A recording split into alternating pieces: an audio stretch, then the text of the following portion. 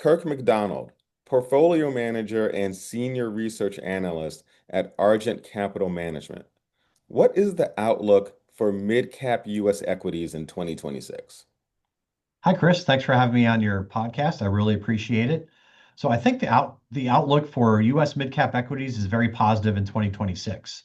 And before I get into the specific reasons why it's good this year, I'll just take a short step back and explain why mid-cap equities are good in general in terms of making sure you have an allocation to them in your portfolio. Overall, since the Russell Mid-Cap Index started in the late 1990s, the U.S. mid-cap equities have been the best performing domestic equity asset class, outperforming U.S. large cap and U.S. small cap, and they beat them on a risk-adjusted basis with a better Sharpe ratio as well. So it's a good place to be.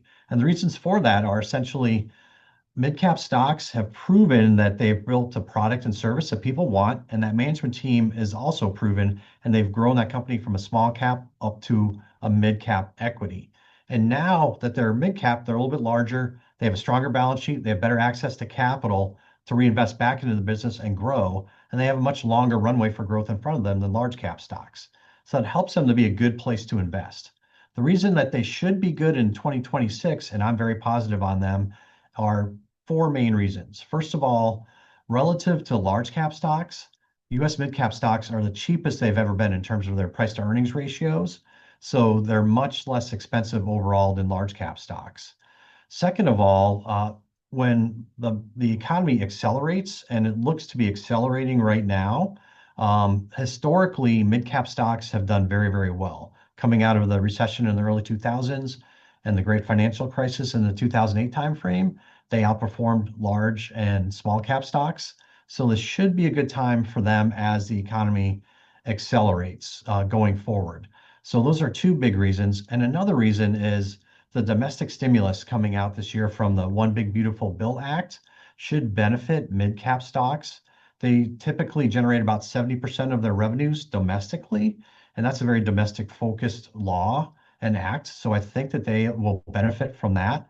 And additionally, they are really benefiting from even just the singular focus on artificial intelligence infrastructure build out. So we focus on a number of those specific types of opportunities in US mid caps. So I think with those four reasons, it should be a good space to invest in 2026. With that in mind, how might investors pursue strategies that capitalize on those mid-cap trends? So for that, what I would recommend is a obviously an investment, a mid cap core type of an allocation this year, rather than going to mid cap growth or mid cap value, but a core allocation that's really focused on essentially what we look for at Argent, and what I would recommend are enduring businesses. So it's a company that has a history of growing cash flows. They have some sort of a durable competitive advantage, and they have a management team that's historically a good allocator of capital, meaning they reinvest back into the business to grow the business at high rates of return.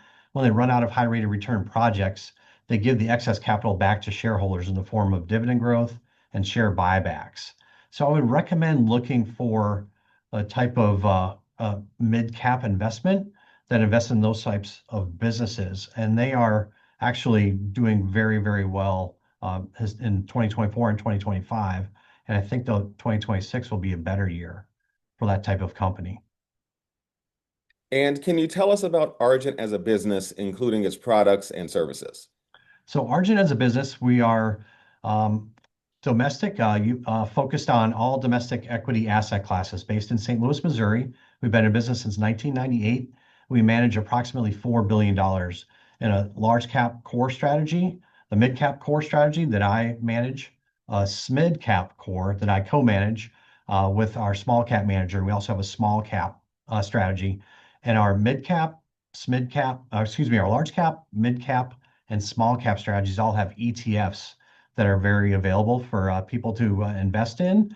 And their ticker symbols are all easy to remember. So they're A as an Argent, so A big for large cap, A mid for mid cap, and A little or A little for small cap. So our marketing guys had a lot of fun with those names. But that's our fund in a nutshell, just focused on domestic equities and identifying these enduring businesses in the specific asset class for that fund.